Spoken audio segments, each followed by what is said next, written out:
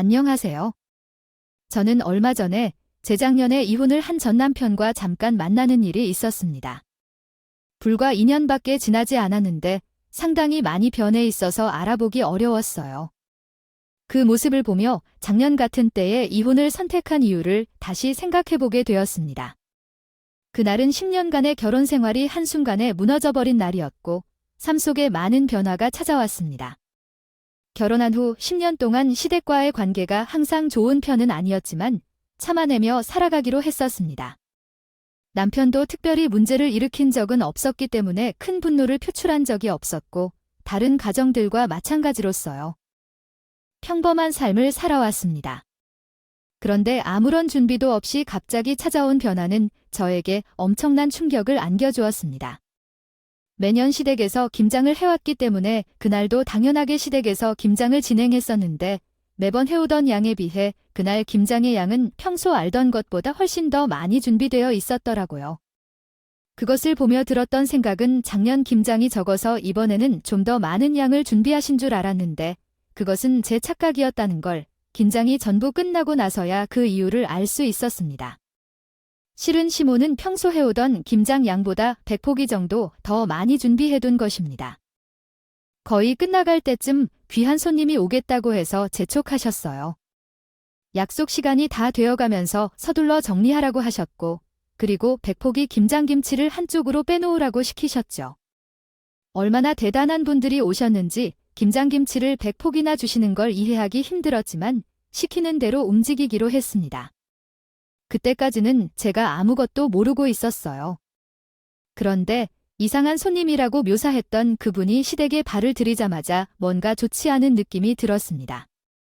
제보다 약간 더 어려 보이는 여자라고 생각했는데 시모가 쫄쫄매고 계시다 했고 그 모습을 지켜보던 저는 누구시냐고 여쭤보았습니다. 그 순간 시모가 입을 열었을 때 한마디는 저에게 상상 이상의 충격을 안겨주었습니다. 시댁 집안에 새로 들어오시게 될 며느리로 소개해 주더라고요. 시댁 동생은 이미 결혼을 하셨고 조던이라는 남편과 결혼을 하셨는데 새 며느리로 받아들이려고 데려왔다는 말을 하시자 처음에는 이해가 되지 않았어요. 그래서 알 수 없는 표정으로 시모를 바라봤는데 시모는 제게 아닌 그녀와 남편을 맞춰주고 싶다고 해 충격적인 말을 꺼냈습니다. 처음에는 제가 시모의 말에 당황하여 장난으로 받아들이려 했지만 저를 바라보는 눈빛에서 진심임을 느낄 수가 있었어요. 어머니, 갑자기 왜 이런 말씀을 하시는 건가요? 새로운 며느리라고요? 방금 말씀하신 것이 농담인가요? 어떻게 하든 장난치는 것은 예의가 아니에요? 나는 언제 내게 장난을 쳐서 괴리한 적이라도 있는 건가? 나는 말을 거슬러 하여 다시 말하거나 이렇게 대화하지 않는 성격이고 현재 상태 그대로 말하는 것뿐이야. 너도 곧 내 아들과 결혼할 거라는 생각이 드네. 우리 집안과는 비교할 수 없는 집안이라서 너의 방문 기회를 포기할 생각은 전혀 없어. 내가 나를 이렇게 떠나줬으면 하는 마음이 다 들어. 그러나 갑자기 떠나달라고 하는데 결혼 생활이랑 어떤 관련이 있는 거야? 문제없이 잘했던데 예고도 없이 이게 무슨 정신 나간 말이에요. 저는 그와 이혼할 생각하거든요. 꿈에도 한 번 없었어요. 아이들은 무슨 죄를 지은 거죠? 그쪽이 오늘 우리 집에 왔어요. 정말이 집며느리로 받아들이겠다는 생각을 가지고 온 거예요. 그러면 제가 여기 놀러 왔겠죠? 이 집안의 며느리로 삼겠다고 어머님께서 말씀하셨잖아요. 대화하고 싶지 않은데 어머님 말을 못 들었어요. 아, 그리고 여기 따로 준비해둔 김치통을 전부 차례 좀 해주세요.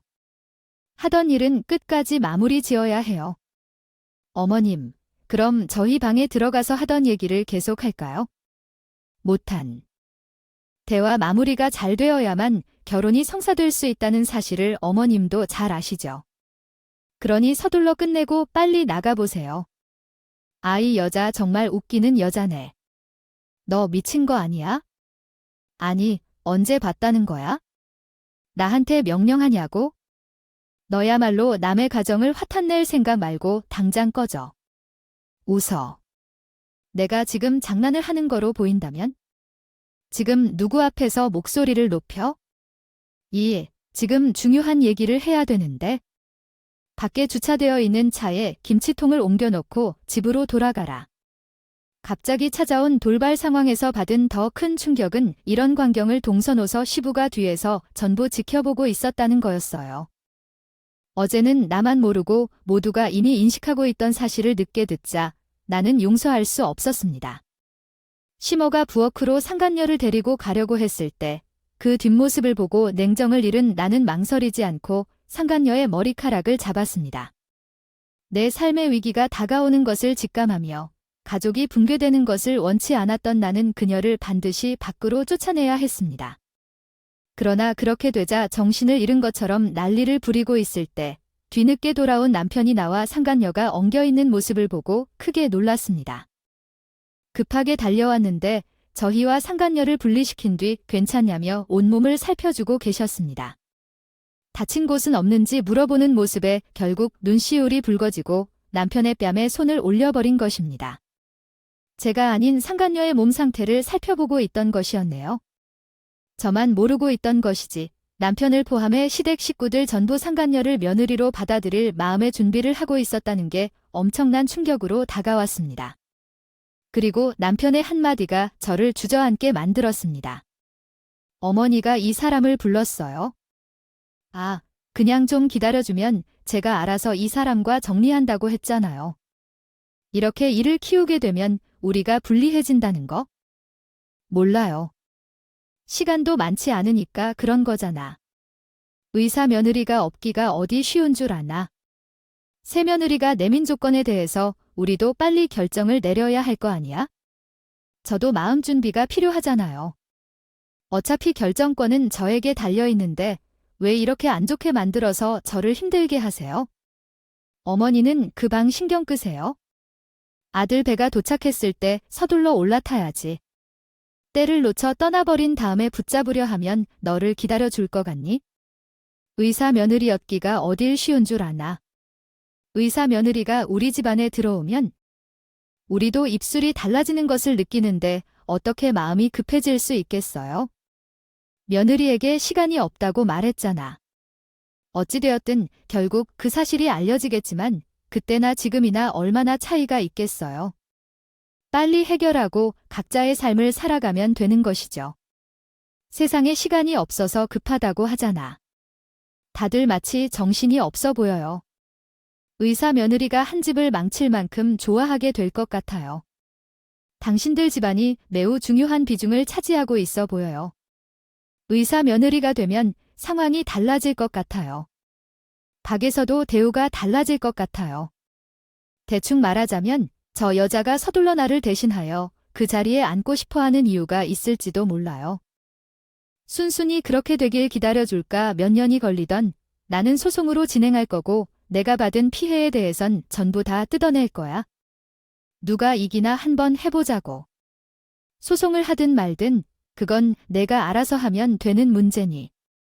앞으로 내 집에 어울씬 거리지도 마라. 마음에 쏙 드는 내 며느리가 앞으로 모든 걸 태워주기로 했다. 아, 그래요. 돈을 많이 주기로 했나 봐요. 무슨 이유 때문에 나를 내치고 이 자리에 전연히 앉으려는지 모르겠지만 아마 뜻대로는 안 될 거야. 저는 현관문 앞에 서 있는 김치통을 전부 다 뒤집었고 시모가 화를 내며 저에게 달려들길래 김치 한 뭉텅이를 손으로 주어 시모의 얼굴을 향해 조금도 망설임 없이 던졌어요.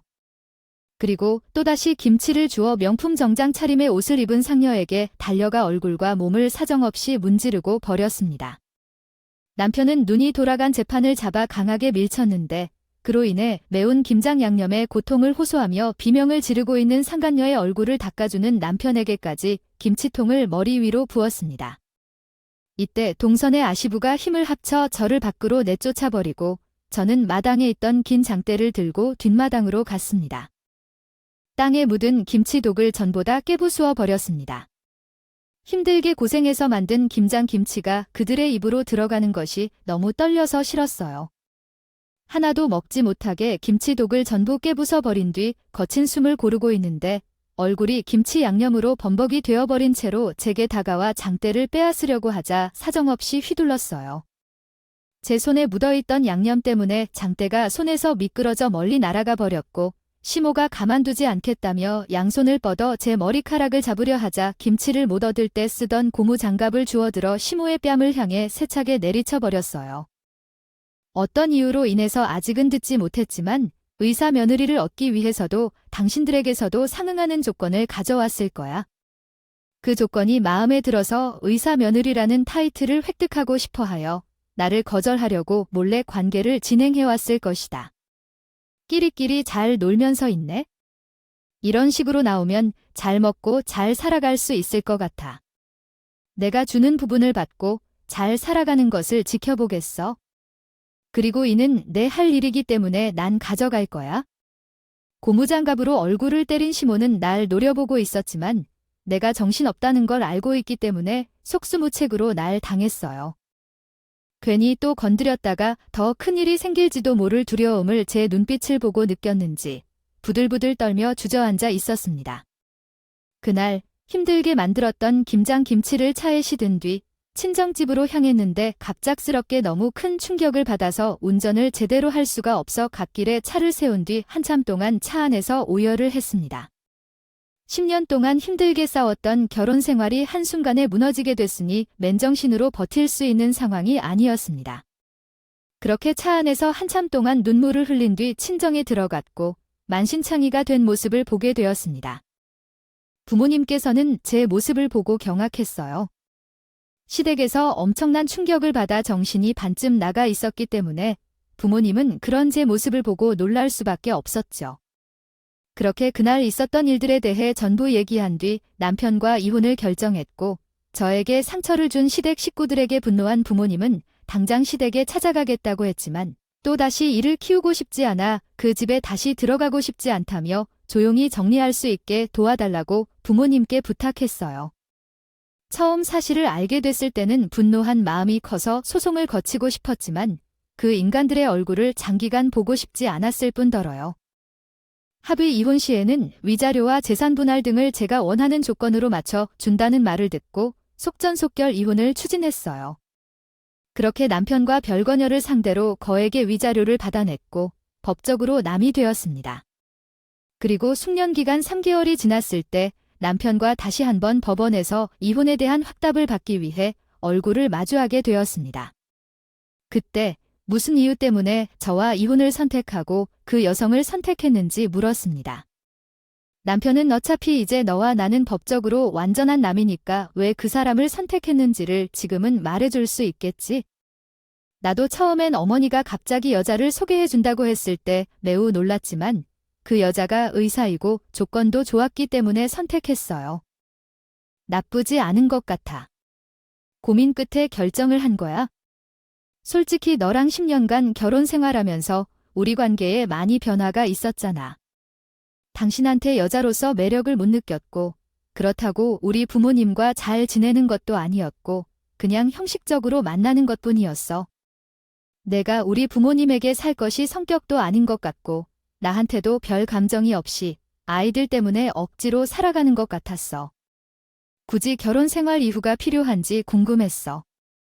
이렇게 살 것이라면 차라리 내 삶을 바꾸는 것도 괜찮을 것 같았어.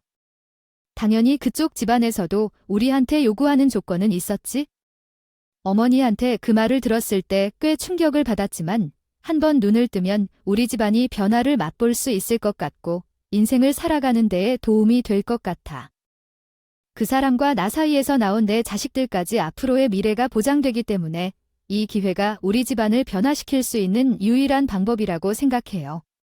언제까지 가난하고 쫓기며 살아갈 수는 없잖아요. 남편이 왜 저를 버리고 직업이 의사인 여자를 선택했는지 그 이유를 듣게 되는 순간 남편이 정신이 나간 놈이라는 걸 확실하게 알게 되었어요. 그리고 이런 계획을 제일 처음 세운 시모가 정신병자라는 것도 알 수 있었죠. 아무리 의사 집안이 좋고 자신들의 삶이 달라진다 해도 자기 아들의 신장을 의사 집안에게 넘겨주는 조건으로 의사 며느리를 받아들이는 게 상식적으로 이해할 수 없었어요. 어느 부모가 돈 때문에 자신의 자녀의 신분을 다른 사람에게 팔 수 있겠습니까?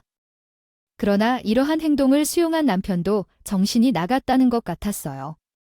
저희 집안 상황도 그렇고 시댁 집안도 풍족한 형편은 아니에요. 우리 가족은 다른 것과 다르게 월급을 받아 빚을 갚으며 생활하는 보통 가정인데 인생에서 모든 것을 불만으로 삼는 시댁 가족은 결국 돈 앞에서 모든 것을 포기하게 되었습니다. 이러한 상황은 시모가 건강검진을 받고 있던 중에 발생하게 되었습니다.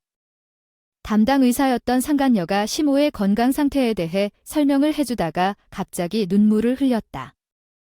시모가 무슨 이유 때문인지 질문을 던졌을 때 상간녀는 시모에게 자신의 집 사정에 대해 설명하면서 자기 어머니도 시모처럼 건강해졌으면 좋겠다는 속마음을 토로했다. 시모는 그 자리에서 상간녀에게 조건을 제시했다. 자기 아들이 결혼을 했지만 조만간 이혼을 준비하고 있다고 말하며 거짓으로 상간녀와의 만남을 주선했다. 상간녀를 며느리로 받아들이면 자기 아들의 신장을 주겠다는 말에 언제 신장 이식을 받게 될지 불확실한 상황에서 상간녀의 어머니는 많이 위급한 상황이었다. 신속하게 신장을 받지 못할 경우 세계와 작별해야만 하는 긴급한 상황이었기 때문에 이를 서둘러 처리했습니다. 남편은 나중에 이 사실을 알게 되었을 때 반대했지만 시모의 적극적인 설득 끝에 결국 결혼을 해지하고 음모 상대와 살림을 차리기로 결심했던 것이었습니다.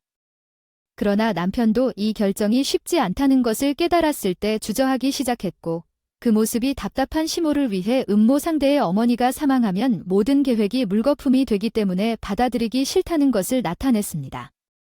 그런 이유로 김장날에도 제가 시댁에 머물러 있었습니다. 저는 상간녀를 불러들인 적이 있었습니다. 상간녀는 자신의 어머니도 마음이 급해서 신장을 받아야 하는 입장이었기 때문이었습니다. 그래서 결국 그들의 원하는 목적을 이루기 위해 시댁에서 큰 난립을 일으켰던 친구였어요. 그런 상황을 모두 듣게 되자 조금도 미련이 없이 남편에서 떠날 수 있었습니다.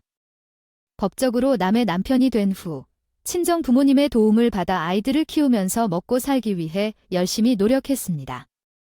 현재의 삶에 대해 만족하며 최선을 다하며 살아가고 있었지만 남편과 이혼한 지 2년이 지난 어느 날 우리 부모님 집 앞에서 전 남편과 얼굴을 마주하게 되었습니다. 회식을 마치고 집에 서둘러 들어가던 중 전 남편이 내 이름을 부르는 목소리에 고개를 돌렸습니다. 그 사람의 얼굴을 보자 경악했어요. 그동안 잘 지내고 있었어요. 우리가 헤어진 지 2년 만인데 제 모습이 많이 달라져서 놀랐죠. 나도 내 인생이 이렇게 변할 줄 몰랐는데 당신을 놓치고 후회하며 살아가고 있어요. 현재는 매일 후회하며 살면서 혼란스러운 일상을 보내고 있습니다.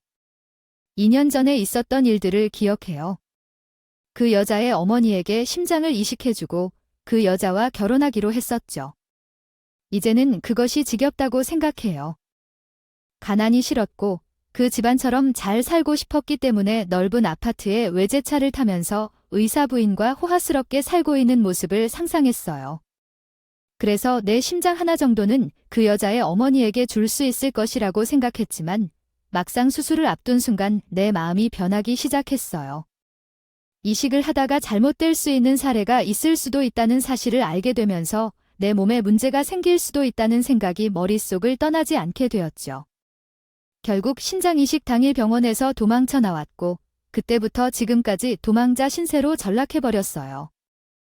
여자의 어머니는 결국 신장 이식을 받지 못해 끝내 숨을 거뒀다는 말을 들었지만 자식들도 도와주지 않는 신장 이식을 굳이 내가 해줄 필요는 없겠다고 생각했어요. 그런데 모든 것이 내 탓으로 돌아간다고 하더라도 자식들은 자신들 몸에 손대기를 꺼려하여 마지막 순간까지 신장 이식을 도와주지 않았는데 나 때문에 죽었다며 결코 가만히 두지 않겠다며 난리가 났어요. 결국 나의 두려움 때문에 모든 것을 망쳤다는 생각에 어떻게든 시간을 되돌려보면 내가 잘못 선택한 것 같다는 것을 깨달았어요. 가족들은 내 선택을 용서하지 않을 것이라며 연락을 끊었고 의사 집안을 놓쳤다고 해서 화를 가라앉히지 못한 채 그날 이후 나는 지금까지 우리 가족과 연락을 끊고 살아가면서 2년 동안 정말 외롭게 지내면서 많은 것을 후회하고 반성하고 있는 중이에요. 당신과 아이들에게 저지른 내 실수를 용서해 주실 수 있을까요? 그래서 이제 와서 뭐 어쩌라는 건데 나랑 다시 시작하고 싶다는 거예요? 내가 그때를 후회하고 반성하면 어떻게 할 건지? 내 마음속 깊이 남은 상처는 지워지지 않는데 너 때문에 지금 내 삶이 어떻게 되었는지 봐봐. 아직까지 그때를 잊을 수가 없어. 나랑 그 여자가 몸싸움을 한 때 내가 어떻게 대처했는지를 내가 지켜보지 않았어. 나는 당신과 아이를 낳고 10년간 헌신했는데요. 고작 돌아오는 건 버려진 것이었어. 그때 내가 애들을 우리 부모님 집에 맡기지 않고 함께 그 집에 있었다면 충격적인 장면들을 전부 봤을 테고 아이들의 정신에도 문제가 생겼을 것이다. 내가 어떻게 되든 나는 신경 쓰지 않아. 너에 대한 감정은 손톱만큼도 남아있지 않다고. 다시는 내 앞에 멀리 거리를 두지도 마. 지금 당장 내 앞에서 사라져. 나도 그때는 어쩔 수 없었다고. 우리가 어떻게 살아왔는지 당신도 알잖아. 돈을 벌어도 가난에 벗어날 수 없었던 그런 삶이 나도 지치고 힘이 들었단 거야. 그때 내린 결정은 정신을 잃은 행동이었어. 나도 인정해. 그만큼 우리가 가난했기 때문에 나도 모르게 말도 안 되는 조건에 혹했었지만 뒤늦게 깨달았고. 신장을 주지 않았잖아. 수술대에 올라갔을 때 당신과 아이들이 생각나더라. 그때 내가 있어야 할 자리는 우리 가족과 함께 어울리는 것이었어. 나는 우리 집안과의 연결을 끊었고 다시는 만날 일도 없을 거야. 과거의 잘못 한 번만 용서해 줄 수 있을까? 아이들도 생각해야지. 아빠를 아직도 그리고 있으면 좋겠어. 2년 동안 정말 많이 반성했어. 앞으로 당신과 다시 시작하고 남은 인생을 살아가는 동안 평생 반성하며 살아가겠어요. 그러니 제발 나를 좀 다시 받아주면 안 될까? 아니, 나는 내가 원하는 대로 해줄 수 없어. 어찌됐든 너는 나를 외치고 그 여자와 함께해. 새로 시작하려고 수술을 받았던 건 사실이야. 만약 너에게 피해가 없는 조건이었다면 지금 내가 여기 없었을 거야. 내가 잘못될까봐 두려워서 도망친 것뿐이야. 내가 얼마나 상처받았을지 생각해봤어. 아침 일찍부터 제 막을 준비하던 그날 평소보다 100폭이 더 내었어. 그 사실을 나중에 알았을 때 내 기분은 어땠을까? 그 여자를 집에 들였을 때 나의 세계는 완전히 무너졌어. 모두가 철저하게 나를 속이고 계획을 세웠다는 생각에 지금까지도 소름이 돋는다. 다시는 내 앞에 나타나지 말아줬으면 좋겠고 너와 다시 시작하는 건 없어. 애들 얼굴도 보여주지 않을 걸. 지금 너는 내게 버림받고 오갈 곳이 없어. 없어서 아쉬웠던 내 마음에 그가 내 앞에 나타난 것뿐이에요. 전 남편에게 등을 돌린 나를 붙잡더니 내 앞에서 무릎을 꿇고 용서를 구했어요. 하지만 나는 조금의 감정도 흔들리지 않았어요. 그때 받았던 상처는 회복되지 않았을 뿐더러 그 사람과 다시 시작하게 될 미래가 소름 끼치게 불편했어요. 전 남편은 내 발목을 잡고 끈질기게 누워주지 않으려 했는데 내가 비명을 지르자 부모님께서 제 목소리를 들으셨는지 급하게 집 밖으로 나오셨고 전 남편과 얼굴을 마주하게 되자 몽둥이를 들어 거침없이 휘둘렀어요. 전 남편은 우리 부모님의 행동에 놀란 모습이었어요. 도망쳤지만 며칠간 계속 집 근처를 맴돌며 조사했습니다. 다시 대화를 시도하려고 했지만 결국 경찰서에 신고했어요. 현재는 접근 금지 신청을 했지만 전 남편이 아이들을 보고 싶어하며 계속 접근을 시도한다는 소식이 있습니다. 기회를 노리고 있습니다. 난관을 극복하고자 포기 선서까지 한 상태에서 이제 오고 저러는 것을 정말 보고 싶지 않아 해요. 있을 때 잘해야 한다라는 말이 있죠. 그 인간은 평생 후회하면서 살아가길 바라요. 그 사람에게 아이들과 행복하게 살아가는 모습을 보여주며 성공하는 것이 가장 큰 복수가 되리라 생각합니다. 과거의 아픔을 버리고 새로운 출발을 하는 제 인생에 여러분들께서 함께 해주시고 싶어요. 응원의 한마디를 해주시면 고마울 것 같아요. 한마디로 힘이 되는 말은 삶에 상당한 영향을 미친다고 하잖아요. 제 이야기를 끝까지 들어주셔서 진심으로 감사드립니다.